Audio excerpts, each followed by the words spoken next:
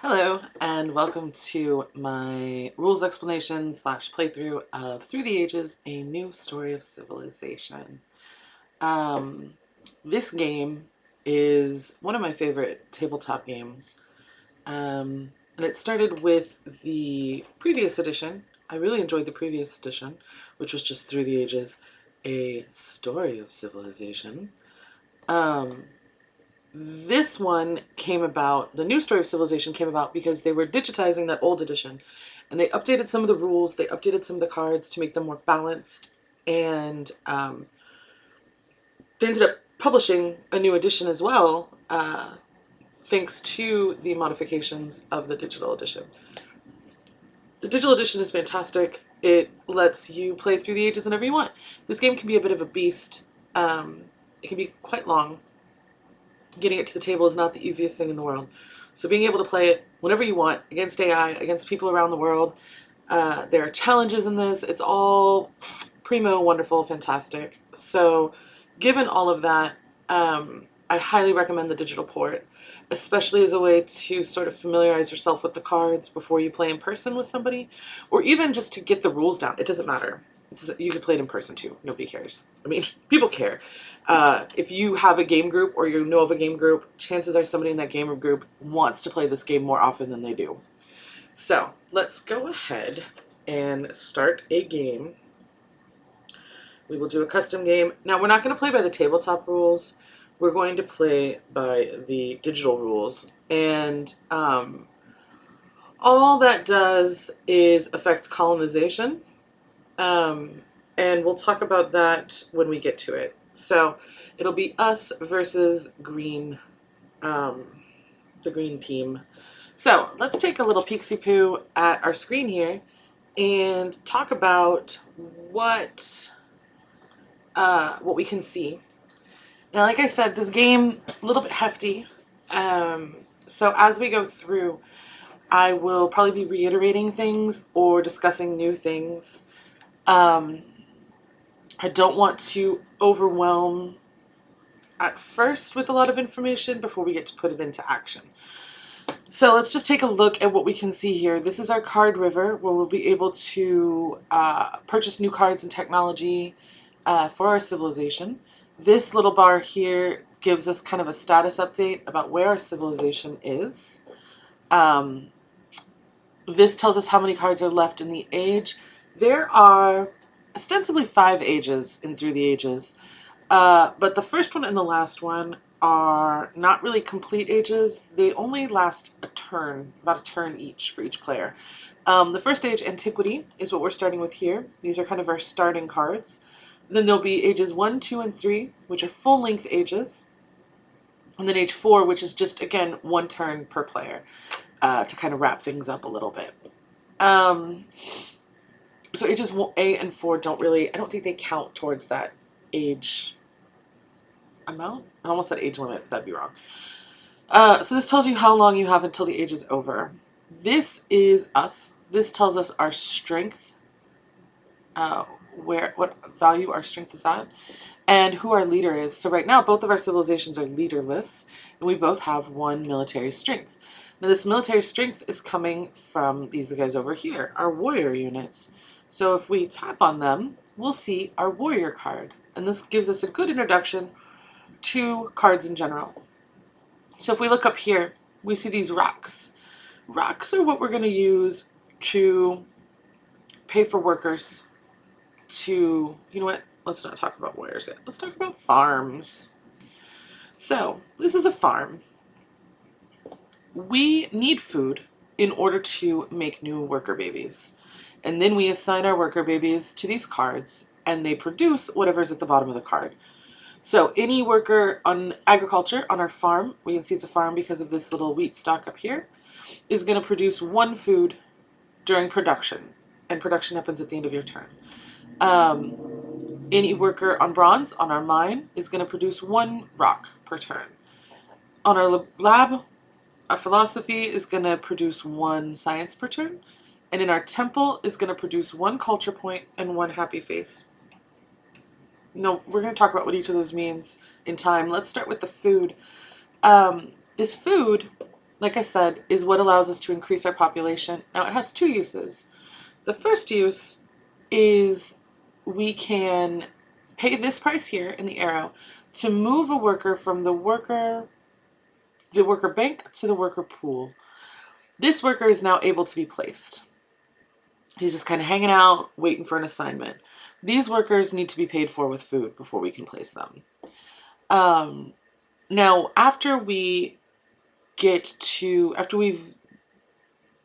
once this box is empty, so after we've birthed these two workers, we will have to pay at the end of each round 1 food for consumption. Our people require that we feed them. It makes sense. And the more workers that you have, the more they consume. So the game kind of helps you a little bit in the beginning, though. There's no consumption at the beginning. So we're producing 2 food a turn, and we just get to keep that wholesale. That's what this +2 is. It's our production. This 0 next to the bag is what our inventory currently is. We haven't started our civilization yet, so we don't currently have any food produced. So that's food. That's what we use food for. Just cycling through the worker bank, putting people in the worker pool, and feeding our consumption. Now, our mines are pretty important. Mines create resources. So right now we have 2 mines built, and they produce 1 rock each turn. So we're producing 2 rocks each turn. And you see each card has a rock price. And that's how much it costs to take a worker from the worker pool and place it on that card. So to build a new lab would cost us 3 rocks. To build a new farm would cost us 2, etc., etc., etc. The lab is going to produce research. We'll talk about that more in Age 1. It doesn't really come into effect that much in Antiquity, in Age A. Religion is going to, for each worker here, it's going to produce 1 point and 1 happy face. We'll talk about happy faces when we get to that later too, in Age 1. Culture is whoever wins. That's the deciding factor of victory. Whoever has the most culture points at the end of the game. So let's go back to our military unit here. The warriors are a little bit different. Here's their cost. 2 money. Nope, 2 research. There's no money in this game. 2 research. 2 rocks. And this is how much military strength each worker provides. So each warrior adds 1 military strength to our civilization. So that's why right now we are at a 1. And there are there's several sort of genres of cards within each type. So we've seen 3 colors of cards so far. We've seen red cards, which are military units. And within military units, there are 4 kinds of cards. There's infantry, which we see right here. There's cavalry, artillery, and Air Force. Oh, excuse me. With our regular civil buildings, we've got farms and mines, which are our brown buildings. And there's no limit of how many workers we can have on those buildings. We could have 5 farmers if we wanted. It's not the most efficient thing, but we could. Our gray buildings are our urban buildings, and there is a limit to how many urban buildings we can have at any given time. So let's take a look at what our government is. This is our government down here. We are a despotism. We're going to have 4 civil actions and 2 military actions per our government type. And this number down here tells us what our urban building limit is. So we can have 2 total labs. We can have 2 total temples. We could not have 3 temples. We could not have 3 labs. We couldn't have 3 libraries when we get libraries. So now we've seen 4 types of cards. The orange cards, which are government cards. Red cards are military units. Brown cards are mines and farms and unlimited number of workers. And gray cards are urban buildings, which have a limit based on your level of government. Wonderful. So let's take a look up here at our card river, because it's going to give us 3 new types of cards. We have, now let's talk a little bit about what's going on up here first. Use 1 civil action to take cards. The number of civil actions you have is usually determined by your government type, right? Remember, our despots, we have 4 civil actions and 2 military actions. The very first turn of the game, the first player is going to have 1 civil action to take cards from here, and the second player will have 2, third player will have 3, fourth player will have 4. And then after that, you'll play with the amount of actions that you actually have through your government type. At the bottom of each card, it tells you how many civil actions it's going to cost to purchase. These first 5 cards will always cost 1 civil action. The cards in these 4 slots will always cost 2, and the cards in these 4 will cost 3. The only difference is if they're wonders. We'll talk about that right now. So let's take a look. Purple cards are wonders. And what wonders are, you see that they have a production, or they give you some sort of benefit, but you don't have to have a worker on them because they just exist in your civilization. Now, they cost, it tells you its cost here at 6. You can also just add here. And what they do is for each number on here, you have to spend a civil action as well as that many resources to build that stage of the wonder. And I kind of like the way that they do the numbers on these, because you kind of feel like you're actually building it, I guess, as abstracted as possible. So imagine you're like setting out 3 resources, and then the next stage you put 2 on top of those 3, and then the next stage you put 1 on top of those 2. You've made a triangle. Like it's pyramid-y. So that's how you build the pyramids. And then it's done, and you'll get an additional civil action, which is pretty cool. There's also the Hanging Gardens, which cost 6 again, but it's 3 civil actions of 2 resources each. Then it produces a victory point, a culture point every turn, and gives you 2 happy faces, which is awesome. And then there's Colossus, and what Colossus does is he gives you 2 military strength and 1 colonizing boat. And we'll talk about colonies once they come up. So that's what he does. He's pretty fun. So those are purple cards. Now, whenever you take a purple card from the river, it's going to go directly into play. And you will be able to start building it immediately. Now, you can only ever have 1 wonder under construction at a time. And once the wonder is completed, to buy a new wonder from the card river, you're going to have to pay the cost of the card based on its location, plus the number of completed wonders you have. So if I have finished the pyramids, Hanging Gardens in this position would cost me 3 civil actions, and Colossus would cost me 4. If I had finished pyramids and the Hanging Gardens, Colossus would cost me 5 civil actions instead of 3. Now, that's a bad example, because there's no way I would be able to finish the pyramids and get Hanging Gardens in time. You'll notice these 3 X's up here. At the end of each turn, each person's turn, whichever cards are here are going to burn. So that keeps the game moving. It keeps the card river flowing, as it were. So those are purple cards. Green cards, oh my goodness, I'm so sorry. Green cards are leader cards. And leaders are going to come over here, and they'll be your little face. And they have different abilities. So Hammurabi, you can use one of your military actions as a civil action, and taking a leader from the card row costs you 1 civil action less. That's pretty good. Now, with leaders, you can only ever have 1 from each age.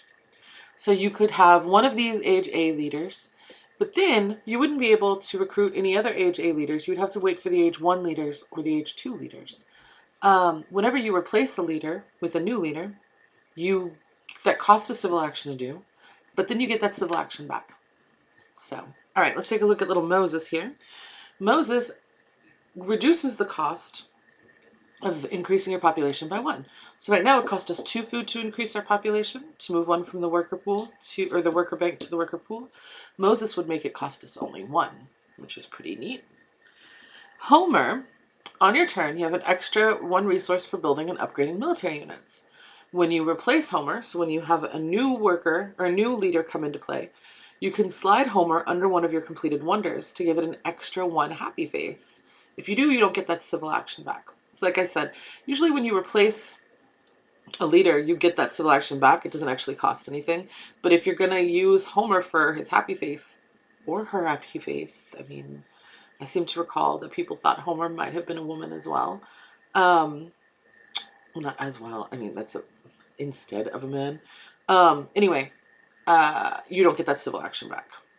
Male or female Homer, it doesn't matter. Aristotle, every time you take a technology card from the card row, you score a research. Now, there are no technology cards right now in the card row, so I can't really show where Stottle's benefit's going to come from. But those are green cards. Now, when you take remember when you take a wonder card from the river, it automatically goes into play? Any other card that you take from the river is going to go into your hand. Your hand limit is determined by how many actions you have. So we could have in our hand up to 4 cards from the card river.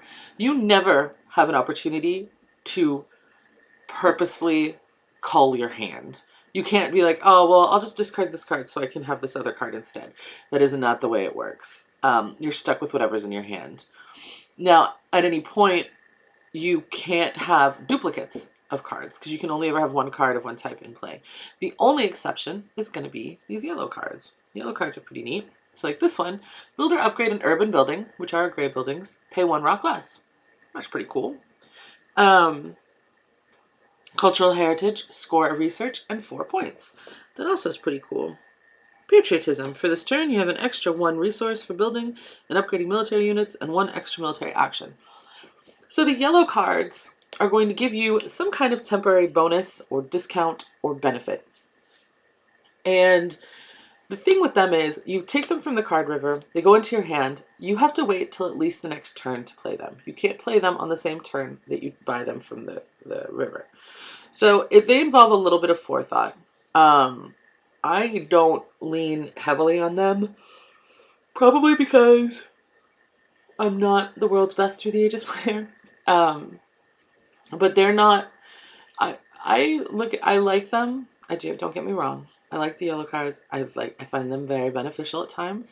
But a lot of times I also find that my civil actions are limited and I don't want to spend them to buy this card that's going to, I don't want to exchange a civil action for a discount later on. That said, now that I've said that, I'm probably going to just buy a whole bunch of them this game and completely prove myself wrong. So those stay in your hand until at least the next turn when you can play them. And they are going to count towards your hand limit. So we have 1 civil action because we're going to be the first player. So let's go ahead and we're going to take one of these cards because we can't buy these. And the game will shade out any cards you can't actually buy. I don't really want the pyramids as my first wonder. I'm going to end up taking a yellow card. I don't want Hammurabi as my leader.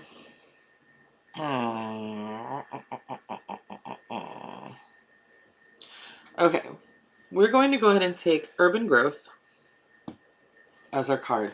Then we're going to produce. And what produce involves is we check for corruption. So if you look at our resources here, the more resources that we have out on our buildings that we've produced, so the more food we've produced, the more rocks we've produced, the greater our chances of corruption. So here, if this box is empty, if none of these blue cubes are in this box, we have to pay 2 rocks towards corruption. If both of these are empty, we have to pay 4 rocks. If all 3 of these are empty, we have to pay 6 rocks. Not great. So, we're not going to have to pay corruption, so we're just going to end up producing 2 food, 2 rocks, 1 science point, and then we'll continue with the game. So, production, bloop, blop, bloop. And now you can see, well, taking Homer, huh? And then green produces, so we can take any of these that we want now because we're in age 1. So we now have our 4 civil actions and our 2 military actions. Now what can we do as a civil action? Well, we can buy cards for their civil action value from the river. We can have a new baby. We can place a worker. We can take a worker back from a building. We can play a card. We can...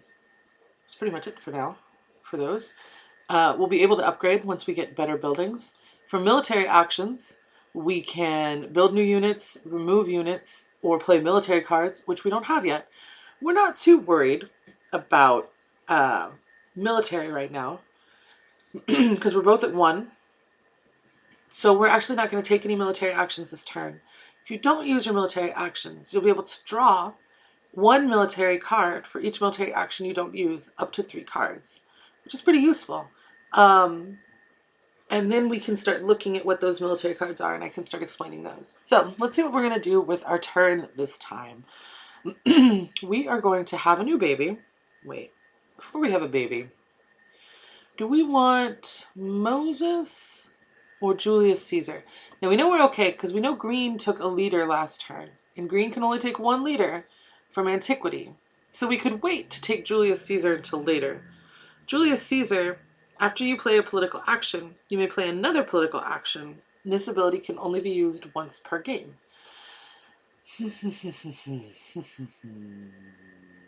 Now he'd give us another military and another military action. I don't really know how concerned I am with military right now. So we need a wonder. We're going to take the Hanging Gardens or Colossus, because that'll give us permanent military. Now what do we do? We're going to take, sure, we'll take the Hanging Gardens. We need a leader, so we'll take Aristotle. We'll have a baby, and we'll put a baby to work in the mines. So those are our 4 actions, right? Our first action, taking a wonder from here. Our second action, taking Aristotle. Our third action was having a baby. And our fourth action is going to be to make a new mine so that we produce 3 rocks each turn instead of 2. And you see our production has gone up here. And then that's going to be our end. We're going to click in turn. And then we're going to get some military cards right here. Bloop, bloop. And then we'll talk about those once they come back around. Let's see what she's up to. Not much. She'll build another military unit. Now, we have a new phase to each turn, which is the politics phase. We can either play a political action, or we can move on to our regular actions. So political action is going to be something like this, like an aggression. So in aggression, you gain 2 rocks and 2 food. Your rival loses 1 population on his or her turn. Now, I don't want to play it because we are tied for military. It tells you how many military action points it takes up there. So we're not going to worry about that right now. Now, another type of military card is a tactic. And you'll see there are unit types on the tactic. Oh, Genghis Khan. For each... Dang it, I kind of want Genghis Khan. Dang it. Alright, we'll see if he's still around. For each time that you fulfill the requirements on this tactic, you'll get this tactic bonus. So for every 2 infantrymen I have, I would get an additional strength. So if I had 4, I would get 2 additional points, and that would actually, because each warrior is worth 1 point, that would put me at 6 military strength total, which would right now is pretty good. That's 6 times as many as old Homer has. So that tactic, the cards are interesting in Through the Ages because they randomly come up. You kind of have to be adaptable. You can't always play the same way. It does have that random quality too, which I know that some people really don't like. I have a friend who really dislikes it, which is unfortunate because I don't mind. Usually I don't like randomness in games, but I feel like this randomness kind of adds to it a little bit. You have to sort of, I don't know, I'm rambling. So we're not going to do either one of these. So we're going to go ahead and skip our politics phase. Let's go ahead and go to our action phase. Now, I want to take this printing press. Ooh, great. We actually have new cards out. Okay, so let's talk about the printing press. The printing press is a new type of urban building for us. It's got a book up here. It's a library. What libraries produce are culture and research. So you might remember labs produce just research. Temples produce culture and happy faces. Libraries are going to produce a number of culture and research depending on their levels. This is a level level 1 technology. Now you see this 3 light bulb, that's how much research it costs for us to be able to start using a printing press. At this stage, I guess thematically, we're closer to China than we are to it's like Gutenberg's time. I mean, they did have movable text first. So we would be able to, for each worker we have here, score a culture and a research. Now remember, with despotism, our limit is 2 workers, so we would be able to have maximum 2 workers in the printing press doing things. I like the printing press. I want to go towards the printing press. Now you'll notice we also have these blue cards. Blue cards are special technologies. They also have a research cost, but you don't have to have a person working on them in order to get the benefit. Warfare just gives you a military strength point and a new military action. And this is the sort of the genre that it's coming from. Warfare is like a strength, like it's got that fist. We also have over here Code of Laws, which is more of a civil thing, like a justice technology. It's going to give us an extra civil action. So there are different genres of special technologies, just like there are different genres of military cards and urban cards. So far we've encountered almost all the different types of cards, which is pretty exciting. So now we just need to think, what are we going to do with our turn this time? You'll notice that Julius Caesar and Colossus are both shaded out because I have Aristotle from age A, so I can't have another age A leader, and I haven't completed whatever this was. The Hanging Gardens. Did I get the Hanging Gardens? Yes, I did. I haven't completed the Hanging Gardens yet, so I can't get a new wonder. So let's take a look at what these yellow cards are, because like I said, I'm going to make a hypocrite of myself and get yellow cards. This gives you a rock and a food. This lets you build 1 stage of a wonder for a discount. I don't hate that. And this one lets you build or upgrade an urban building and pay 1 rock less. I also don't hate that. Okay, so here's what we're going to do. We are going to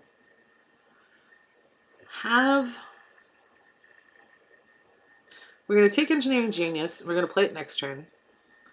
We're going to go ahead and build a stage of the Hanging Gardens. Now you'll notice it keeps 1 of the blue blocks there. So I spent 3 blocks. 2 of them went back into my pool to help ward off corruption, but another 1 stays out here. So you don't want to have your blocks just hanging out on your wonder for too long, because that can lead to corruption. Now we have 2 civil actions left. I want printing press, but I don't want to take printing press without Aristotle being in play, because Aristotle is very important to me. His whole benefit is that he gives you a research whenever you take a technology card from the card row. So we're going to play him as our leader. And then we're going to go ahead and take either Stockpile or Urban Growth. We already have an Urban Growth. So let's take Stockpile. Bloop. We have 3 cards. Okay, that's great. That's great. All right, we're going to go ahead and end our turn. We'll do our production. Ooh, good. We got new cards. Excellent. Okay, so they played an event card into this pile over here. And an event card is just a military card that's green. They played a secret one over here, and we have a deck over here. The deck of current events is equal to the player count plus 2. So we started with 4 age A events. Whenever someone plays a future event, the game got tired of me. Whenever someone plays a future event into this deck, it triggers a current event. So that one was just the development of craft. All of the age A events are good. They're beneficial. There's nothing terrible. So we each got 2 new rocks, which is good because it's going to help me finish my wonder. Genghis Khan's still out there. Oh no, they took the library. Boo. Okay, so we have, well, Genghis Khan is out there, and that's good because we're going to do that. Yep. Okay, inhabited territory. So these green cards are events that we can put into our event deck over here. When you place one into the event deck, you notice that it's got this little culture symbol. You will score culture equal to the level of the military card. So when I put this into the deck, I'll get 1 culture point. Pretty neat. This is a territory which needs or can be colonized. This territory lets you move a worker into your worker pool, and it gives you 2 new workers into your worker bank, which lowers the price of your workers, which is good.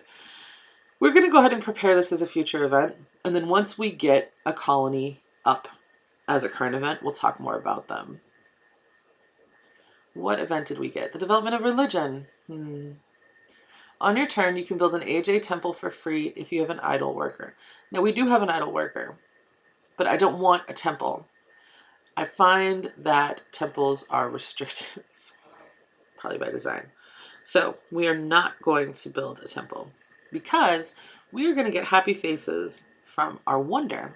So I don't want the temple's happy faces. I want to use that worker somewhere else. Now, who cares about happy faces, you might be asking yourself. You see under here that basically the bigger our population, the more we need to entertain them, the more we need to sort of provide a good extracurricular life for our citizens. And the way that we can do that, excuse me, so one of the ways, like you saw, a temple will give a happy face per worker in the temple. So that's giving them religion. My hanging gardens are going to give me 2 happy faces. So that those 2 happy faces are going to cover these workers and any workers already out on the board. And that means that they're content. If I were to birth this guy, I would have discontent workers. And that means there are some events that can be played that punishes civilizations that have discontent workers. Because your workers are basically grumbling, and they're pretty close to being having an uprising, which you don't want. If I take this guy out and he's discontent, and I put him in a place so I don't have anybody just sitting around complaining, but everybody's working, I have an uprising, and that means I don't produce anything during my production phase. It's a terrible place to be in. Now you'll notice up here too, I have so many resources out on the board that I would have to pay 4 in corruption. So I need to get some resources back into my pool here. Let's take a look at where all my resources are at. I have 6 resources, 6 rocks, and I have 4 food. That's great. Okay, so let's go ahead. We're going to play Engineering Genius to construct 1 stage of the Hanging Gardens Wonder for free. And then we're going to go ahead and finish it for another 2 rocks. And so now we have 2 happy faces, so we are covered. We're covered for a good while in terms of happy faces. You now see how the cost of the Universitas Carolina went up to 2 civil actions, because it's in the 1 civil action section plus 1 civil action per card, per completed wonder. Okay, before we do anything else, let's talk about the new types of cards we have up here. Orange cards, remember, are government cards. So this government card would give us 5 civil actions instead of 4, and 3 military actions instead of 2. Now you see up here the research cost of it. Interesting. So this top number is how you can, the way you can change your government is either through a peaceful change or a revolution. If you want a peaceful change, it'll cost you 1 civil action and the higher number of research. If you want a revolution, it's going to cost all your civil actions and the lower number of research. Now, a revolution can only take place as your first action, because you can't be like, oh no, I did 3 other things, so now when I use my revolution, I only have 1 civil action left, so I guess that's my revolution. No, you can't do it. It has to be all your available civil actions. If you take another civil action doing something else before, you don't get to have a revolution. But it does cost you quite a bit less in terms of research for monarchy. Now you'll also notice down here, our limit for urban buildings is now 3 instead of 2, which is pretty cool. Now, am I that worried about Genghis Khan? Genghis Khan is going to go away. Genghis Khan is great, though. I love Genghis Khan. 1 or more of your infantry units can instead be considered cavalry for the purpose of tactics, which would let us trigger this tactic. At the end of your turn, score 3 culture points if you are stronger than your opponent and you win ties. See, I love that. That gives you a lot of points. You know what? I can't say no to Genghis Khan. Let's get him. And I have 1 more civil action. So Aristotle has basically been a waste of my time.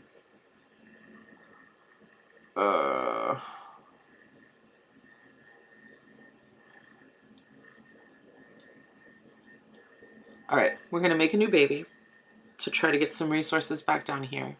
You see, we're still going to be paying corruption, so I want to make a new military unit. And now we're not going to be paying corruption anymore. So that used 1 of my military points, military actions, which means I'm only going to get 1 card. But you'll notice I'm above my military card limit now. I have 3. So the game is going to prompt me to discard 1 of my cards. So let's go ahead and end our turn. I don't want to play a tactic yet. It wants me to play this tactic because I meet the requirements for it, but I'm going to wait. I'm going to hold out and play this tactic next turn. So I don't want to do it yet. And we're going to go ahead and discard that one that it's trying to get me to play. We do need to think about a new potential government. Development of markets. So you get either 2 food or 2 rocks. That's fun. I wonder. Usually I go 2 rocks. I might go 2 food this time. I really regret not getting that library. I really regret it.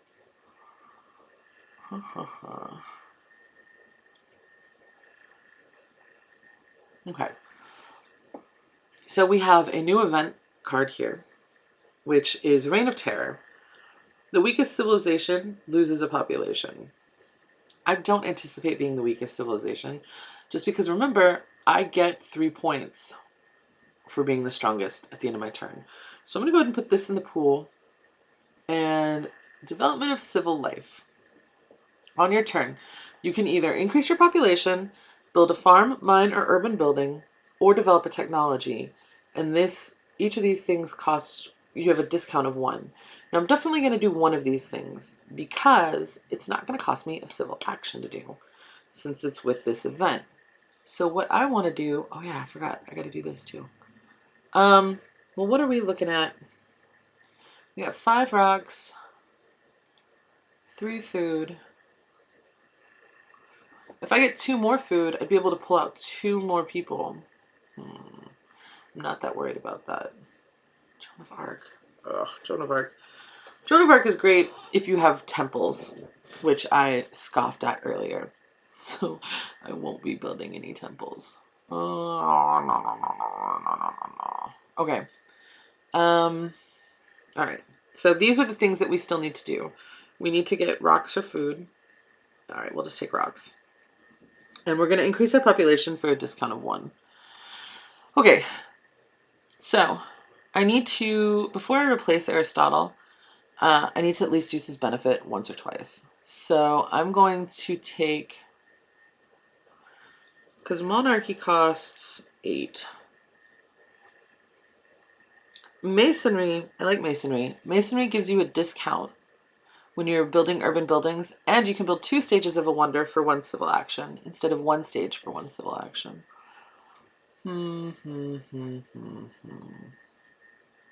Having that extra civil action would be nice with monarchy.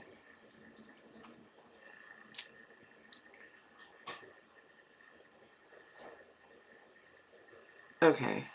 All right. We're going to take monarchy. And now you'll notice that everything except the wonder is grayed out because I'm at my hand limit, which is fine. We're going to play urban growth because I want to build a new lab so that I produce a little bit more research. I was only producing 1 research, which is not ideal. Now I have space in my hand for another card. I'm going to take masonry because I do like that technology. Now I'm going to play Genghis Khan to replace Aristotle and get this civil action back that I'm going to spend on him. So he's going to go there. And then next turn I'll be able to play monarchy, which will be good. Now I'm facing some corruption here, which I definitely don't want to do. Since I have Genghis Khan in play, I can go ahead and build another infantryman. And that'll put me at 3 strength. But I get to play this tactic now, which is going to put me at 7 strength. Now with tactics, when I first play a tactic, it kind of like surprises the opponent and they're like, oh, so skillful on horses. Like, that's amazing. And so the first turn, they're kind of overwhelmed by it. And it costs one military action for me to play it. But after it comes back to my turn again, other civilizations can learn from my tactic. And they too can use my tactic. But it'll cost them 2 military actions to enact it instead of my 1. Because they're just like, they have to work a little bit harder to get to it. So I still have 1 action I can take.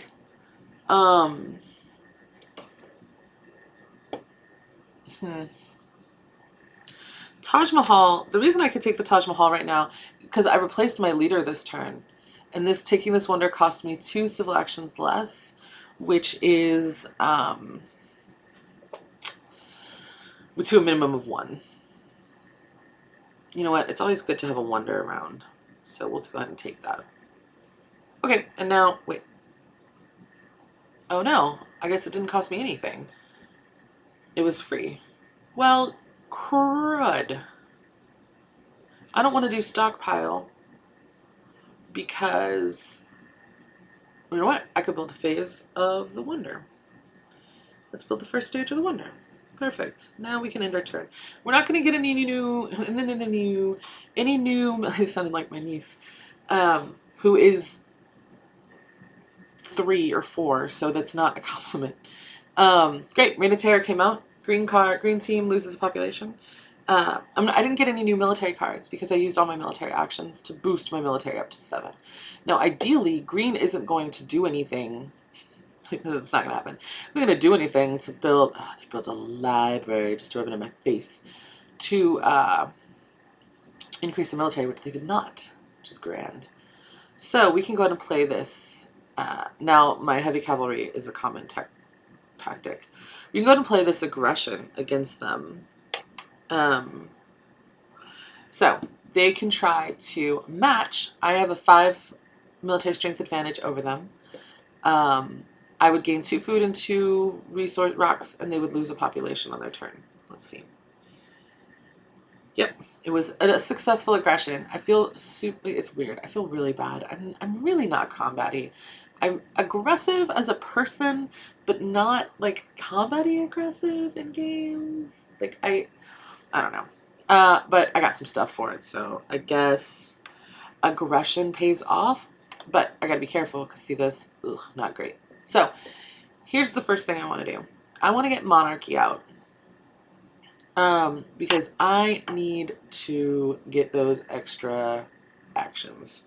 So let's play monarchy. We will develop it peacefully. Great.